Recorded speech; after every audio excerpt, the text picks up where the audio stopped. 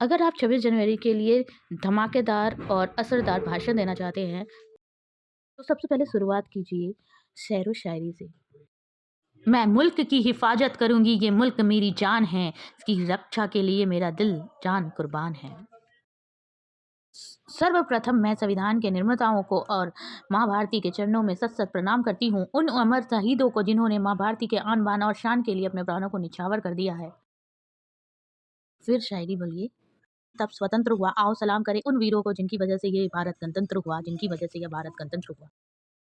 तत्पश्चात में परम सम्मानीय अतिथिगण, शिक्षकगण, अभिभावकगण और उज्जवल भविष्य रूपी चमकते सितारे को गणतंत्र की इस स्वर्णिम बेला पर मैं यहाँ आप अपना नाम और अपने स्कूल का नाम ले सकते हैं।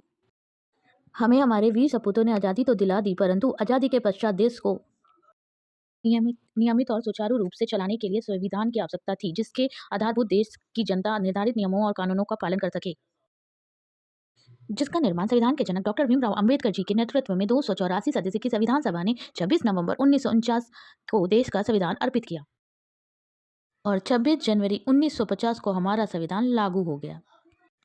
हमारा संविधान एक संघात्मक व्यवस्था और एकात्मक व्यवस्था दोनों का एक सुंदर मिश्रण है। संघात्मक व्यवस्था इसलिए क्योंकि यह एक लिखित संविधान है जिसमें दुनिया के विभिन्न आदर्शों को संजोया गया है, संपूर्ण जनमानस का कल्याण, प्रगति और उनकी उन्नति तथा भारतवर्ष की संपदा की नींव रखी गई है।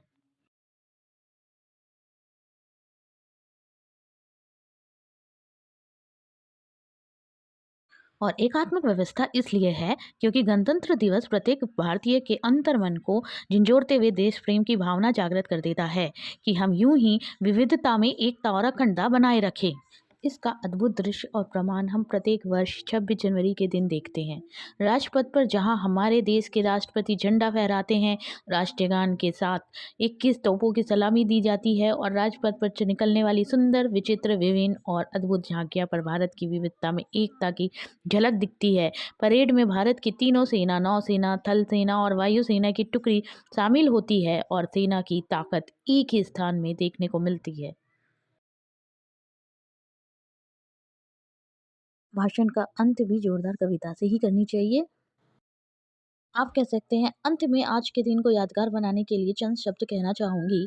हर पल में भारत माता की स्तुति करती हूँ, वीरता के इस वसुंधरा की प्रतिष्ठा की प्रस्तुति करती हूँ। सिर्फ अपने भारत के संविधान के अधिकार को जताना ही नहीं जानती हूँ, केवल अपने भारत के संविधान के अधिकार को जताना ही नहीं जानती हूँ, बल्कि अपने कर्तव्य को भी बखूबी निभाना जानती हूँ। कर्तव्य को भी बखूबी निभाना जानती हूँ। धन्यवाद। अगर आपको मेरा ये भाषण अच्छा लगा तो सब्सक्राइब और लाइक करना ना भूलें। अगर किसी और विषय में आपको जानकारी चाहिए तो कमेंट ज़रूर करें। धन्यवाद।